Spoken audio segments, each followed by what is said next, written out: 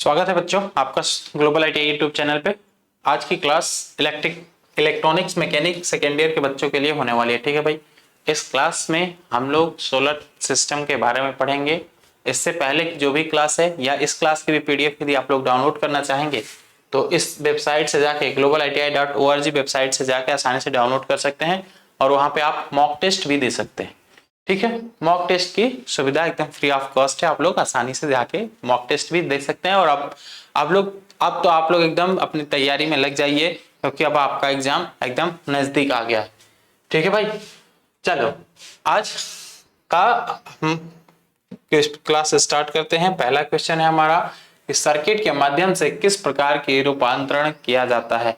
ये जो सर्किट यहाँ पे दिया हुआ है, इस सर्किट के माध्यम से किस एनर्जी को किस एनर्जी में कन्वर्ट किया जा रहा है, बस यही आपको बताना है। तो आपको यहाँ पे सबसे पहले दिख रहा होगा कि ये सूर्य है। ये क्या है भाई? ये है आपके सन। ये कौन है? सन है। सन की जो एनर्जी है, सन की जो एनर्जी है वो एनर्जी कहाँ आई? आई आपके सोलर प्लेट पे। किस पे आई भाई? सोलर प्लेट या फिर सोलर सेल पे आई। ठीक है, इसके बाद फिर यहाँ से क्या निकला है? यहाँ से निकली है आपकी इलेक्ट्रिकल एनर्जी और इसने जाके क्या किया है? इसने जाके बल्ब को जला दिया है ना, या बल्ब को ऑन कर दिया है। तो सोलर एनर्जी को हम लोग इलेक्ट्रिकल एनर्जी में इस सर्किट के द्वारा चेंज कर रहे हैं। तो ऑप्शन बी यहाँ पे बिल्कुल करेक्ट हो जाएगा। भाई आप लोग जानते हो ना कि जो आपका सूर्य है, मान लो कि ये हो गए आपके सूर्य, ये हो गए आपके सूर्य, है ना, और ये सूर्य से निकलने वाला विकिरण हो गया। अब कुछ लोग को लगेगा कि भाई ये स्माइलिंग वाला मोजी क्यों बना दिए हैं सर, ऐसा लगेगा क्या आप लोगों को? परेशान ना हो, चलो मैं ऐसे मजाक में ही मान लो हटा दिया। ठीक है, चल मजाक ना बनाओ, ये सूर्य हो गए। अब आप लोग जानते हो कि सूर्य की सतह पे कौन सी क्रिया होती है? सूर्य के ऊर्जा का मुख्य स्रोत क्या है? एक पॉइंट नोट कर लीजिए, मोस्ट इंपॉर्टेंट पॉइंट, कि सूर्य के ऊर्जा का मुख्य स्रोत नाभिकीय संलयन की क्रिया है। सूर्य के ऊर्जा का मुख्य स्रोत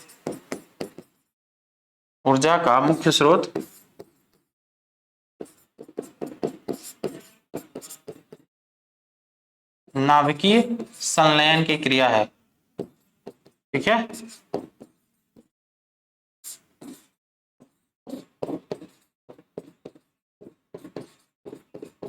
न्यूक्लियर फ्यूजन या फिर देखो फ्यूजन और फिजन, यही दो होते हैं, थोड़ा सा देख लेना। न्यूक्लियर फ्यूजन होता है सर यहाँ पे।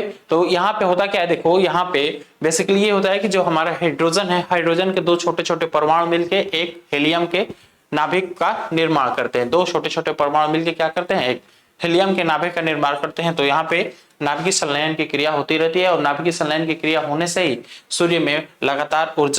सूर्य को लगातार ऊर्जा मिलती रहती है। ठीक है, सूर्य को लगातार ऊर्जा मिलती रहती है, वही ऊर्जा आती है आपके अर्थ सरफेस पे, आपके पृथ्वी के लेवल पे आती है, जिस ऊर्जा को हम लोग इलेक्ट्रिकल एनर्जी में या इलेक्ट्रिकल ऊर्जा में चेंज कर लेते हैं सोलर सेल के द्वारा या सोलर प्लेट के द्वारा। तो ऑप्शन बी यहाँ पे बिल्कुल करेक्ट हो जाएगा। नेक्स्ट क्वेश्चन देखिए, नेक्स्ट क्वेश्चन है, कौन सी सामग्री प्रकाश ऊर्जा को बिजली में परिवर्तित करती है? इलेक्ट्रिकल एनर्जी को सोलर एनर्जी को इलेक्ट्रिकल एनर्जी में चेंज करने वाली कौन सी डिवाइस होती है? वो होती है आपकी सोलर सेल, वो होती है आपके सोलर सेल। तो ऑप्शन सी यहाँ पे बिल्कुल करेक्ट हो जाएगा। ऑप्शन सी बिल्कुल करेक्ट हो जाएगा। भाई अभी मैं आपको पीछे बताया हूँ पहले वाले क्वेश्चन में आपने देखा कि हम लोग सोलर सेल लगा के सोलर एनर्जी को क्या कर रहे हैं? इलेक्ट्रिकल एनर्जी में चेंज कर रहे हैं। तो यहाँ पे ऑप्शन सी बिल्कुल करेक्ट हो जाएगा। C for Chennai, C for Chennai. ठीक है, चलो नेक्स्ट क्वेश्चन देखो, किस प्रकार के ऊर्जा उत्पादन से वायु प्रदूषण होता है? वायु प्रदूषण किस प्रकार के ऊर्जा के उत्पादन से होता है? तो आप लोग अभी तक कितने ऊर्जा के उत्पादन वाले प्रयोग पढ़े हैं, या फिर ये कहिए कि आप लोग कितने ऐसे संसाधन का नाम जानते हैं जिससे ऊर्जा बनाई जाती है? तो आप लोगों ने पढ़ा होगा कि जो हमारा पावर प्रोडक्शन का जो पार्ट है, पावर प्रोडक्शन, ये दो तरीके का होता है। कौन कौन सा है भाई? एक है आपका कन्वेंशनल, और एक है आपका नॉन कन्वेंशनल। कन्वेंशनल। ये दो तरीका है। कन्वेंशनल में कौन कौन से आ जाते हैं? कन्वेंशनल में आ जाता है आपका थर्मल पावर प्लांट, ठीक है, थर्मल पावर प्लांट, मैं पीपी लिख दे रहा हूं। फिर कौन कौन सा आ जाएगा? फिर आ जाएगा आपका डीजल पावर प्लांट, ठीक है, डीजल पावर प्लांट। फिर हो जाएगा आपका nuclear power plant, nuclear power plant, ठीक है। इसके बाद फिर आपका अब यहाँ पे कौन हो जाएगा? एक हो जाएगा आपका hydro power plant, hydro power plant, ये भी आपका कन्वेंशनल ही है, हाइड्रो पावर प्लांट। ये सब, ये चारों आपके कन्वेंशनल है। फिर नॉन कन्वेंशनल में कौन से हो जाएंगे? नॉन कन्वेंशनल में जो भी आपके रेन्यूएबल टाइप के रिसोर्सेज हैं, रेन्यूएबल टाइप के रिसोर्सेज का यूज करके जो हम लोग पावर प्लांट बनाते हैं, उसे हम लोग नॉन कन्वेंशनल में रखते हैं। तो जितने भी नॉन कन्वेंशनल टाइप के आपके पावर प्लांट है, इससे कोई भी एयर पोल्यूशन नहीं होता है। लेकिन भाई देखो, यहाँ पे थर्मल पावर प्लांट है, थर्मल पावर प्लांट में यदि कोयला जलेगा तो वहां पे धुआं निकलेगा ना, धुआं निकलेगा तो वायु प्रदूषित होगी कि नहीं होगी? बिल्कुल होगी।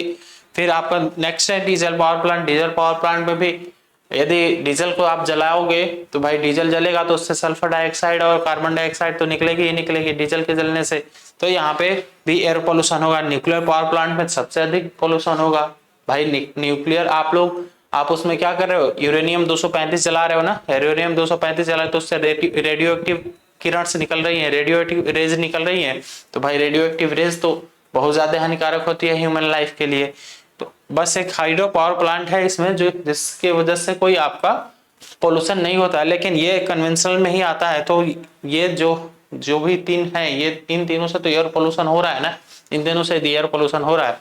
तो यहाँ पे बात क्या क्या है कि एयर पोल्यूशन किससे होता है? तो कन्वेंशनल एनर्जी सोर्सेज जो भी हैं, इनकी वजह से आपका क्या होता है? इनकी वजह से आपका एयर पोल्यूटेड होता है, ठीक है भाई, इसकी वजह से एयर पोल्यूटेड होता है। नेक्स्ट क्वेश्चन देख लो। अगला क्वेश्चन है कि टीएफएससी का फुल फॉर्म क्या है? टीएफएससी का फुल फॉर्म लिख लीजिए। टीएफएससी का फुल फॉर्म होता है आपका thin film solar cell, thin film solar cell. आपने सोलर कलेक्टर पढ़ा है, सोलर कलेक्टर पढ़ा होगा। सोलर कलेक्टर में आपने देखा होगा कि क्या होता है? Thin film solar cell. भाई थीन फिल्म सोलर सेल भी एक तरह का आपका सोलर कलेक्टर ही है। ये क्या करता है? ये सौर ऊर्जा को संग्रहित करने का कार्य करता है, या फिर ये कि इकट्ठा करने का कार्य होता है। यह सोलर प्लेट के ऊपर लगाई जाती है, ठीक है। सोलर प्लेट के एकदम ऊपर वाली लेयर होती है, एकदम ऊपर वाली नहीं, मतलब उस सोलर प्लेट के ऊपर की लेयर होती है एकदम थीन फिल्म की, सॉरी थीन थिक नहीं, थीन। तो ऑप्शन ए बिल्कुल सही हो जाएगा, यहाँ पे ऑप्शन ए एकदम करेक्ट है। नेक्स्ट क्वेश्चन देखो। अगला क्वेश्चन है कि सौर विद्युत प्रणाली के लिए कौन सी पीवी सेल सबसे आम है? क्या बोला यार? Which PV cell are the most common in, अच्छा मोस्ट कॉमन की बात किया है। देखो यहाँ पे आम लिखा है, आम, इस समय आम का सीजन चल रहा है ना, तो आम ये खाने वाला आम मत समझ लेना भाई, है ना।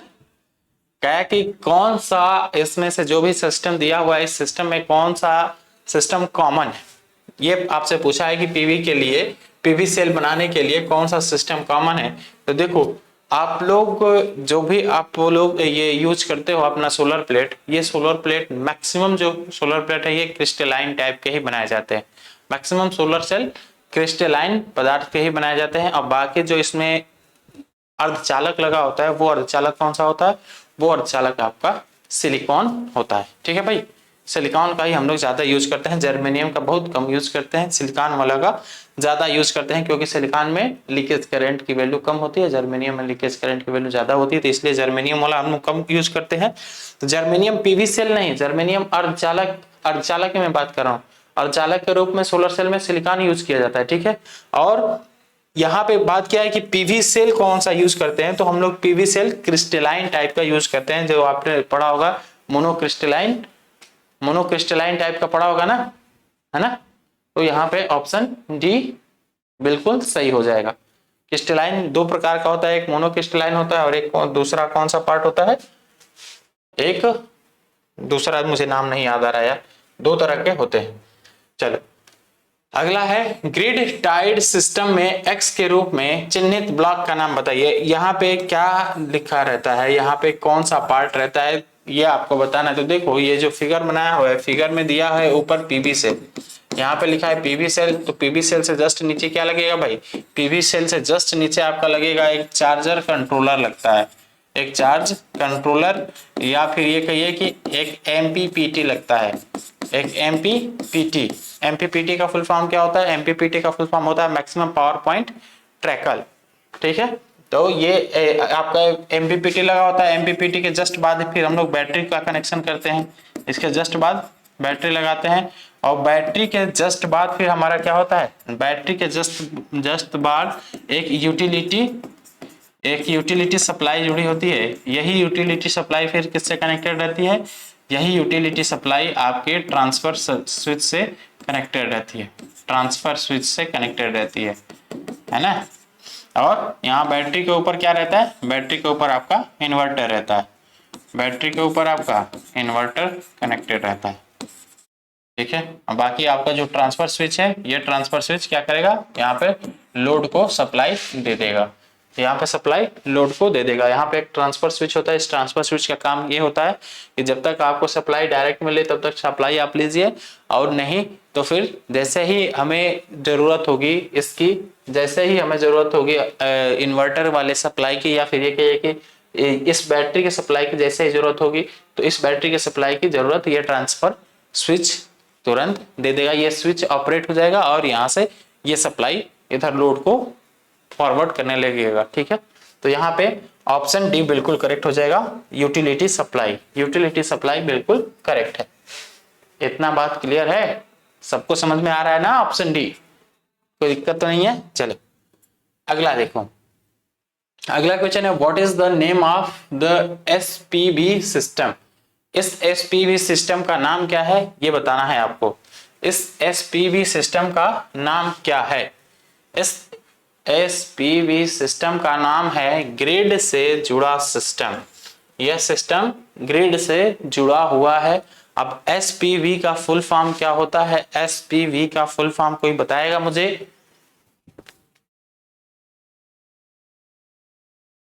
कोई भी एक आदमी बताओ कि एसपीवी का फुल फॉर्म क्या होगा, बताओ, मैं ये देख रहा हूं, बोलो बोलो बोलो। एसपीवी का फुल फॉर्म क्या होगा भाई, सोलर फोटोवोल्टाइक टेक्नोलॉजी, ठीक, लिख लीजिए सोलर फोटोवोल्टाइक टेक्नोलॉजी। टेक्नोलॉजी तो मान लो ऐसे मैं लिख दे रहा हूँ, ये सोलर फोटोवोल्टाइक सिस्टम या फिर सोलर फोटोवोल्टाइक टेक्नोलॉजी, जो भी लिखना है, टेक्नोलॉजी नहीं लिखेंगे। एसपीवी का फुल फॉर्म केवल सोलर फोटोवोल्टाइक है, बस एसपीवी का फुल फॉर्म। बाकी आपको दिख रहा है कि यहाँ पे एक एसपीवी एरे लगा हुआ है, ये एरे क्या, इस एरे से फिर हमने क्या कनेक्ट किया, एक एमपीपीटी कनेक्ट किया, मतलब कि ये हमारा चार्जर कंट्रोलर है, और फिर इस चार्जर कंट्रोलर को हमने इन्वर्टर से कनेक्ट कर दिया, इस इन्वर्टर से फिर क्या कनेक्ट है आपका, यहाँ पे एक ट्रांसफार्मर या फिर आपका एक ग्रिड कनेक्टेड है, तो ये क्या हो जाएगा, ये ग्रिड कनेक्टेड सिस्टम हो जाएगा। ऑप्शन डी बिल्कुल करेक्ट हो जाएगा। नेक्स्ट क्वेश्चन देखिए, अगला क्वेश्चन है कि which formula is used to find the size of PV module in watt peak. Watt peak में फाइंड करने के लिए, पीवी मॉड्यूल के साइज को फाइंड करने के लिए हमें किस फार्मूले का यूज करना है होता है, या कौन सा फार्मूला यूज करते हैं, तो भाई ये फार्मूला तो आपको सीधे सीधे याद ही करना पड़ेगा। फार्मूला कौन सा होता है, लिख लीजिए कि WP is equal to, formula होता है आपका daily energy consumption, daily energy consumption, आप रोज कितना एनर्जी कंजप्शन कर रहे हैं वो, और उसमें कितना इंसुलेशन है, इंसुलेशन गुणे एफिशिएंसी, एफिशिएंसी, ठीक है। तो ये फार्मूला मैच करा लीजिए, कौन सा ऑप्शन मैच करेगा, ऑप्शन बी बिल्कुल करेक्ट हो जाएगा, ऑप्शन बी बिल्कुल करेक्ट हो जाएगा, ठीक है भाई। ऑप्शन बी दिख रहा है ना आपको, daily energy consumption upon insolation into efficiency, ठीक है। चलो अगला क्वेश्चन देखिए, अगला क्वेश्चन है कि एक्स चिन्हित डिवाइस का नाम क्या है। ये जो एक्स चिन्हित है ये जो एक्स चिन्हित किया गया है यहाँ पे, इसका नाम क्या है? तो भाई ये तो आपका क्या है, ये जो सबसे बाहर दिख रहा है ये तो आपका सोलर सेल है, ठीक है। सोलर